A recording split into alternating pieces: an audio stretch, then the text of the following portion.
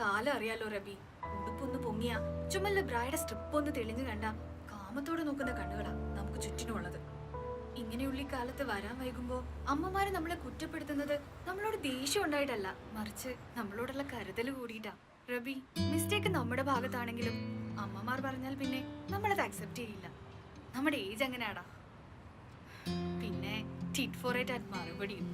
അമ്മമാരോടല്ലാതെ പിന്നെ ആരോട് നമുക്കിതൊക്കെ കാണിക്കാൻ പറ്റും അല്ലേ?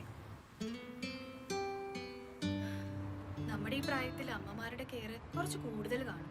മേ ബി അത് നമുക്ക് ഇറിറ്റേഷൻ ആയിരിക്കാം. കണ്ണുള്ളപ്പോ കണ്ണിന്റെ വില അറിയില്ല എന്നല്ലേ? എല്ലാ അമ്മമാരും അങ്ങനെയാണ്.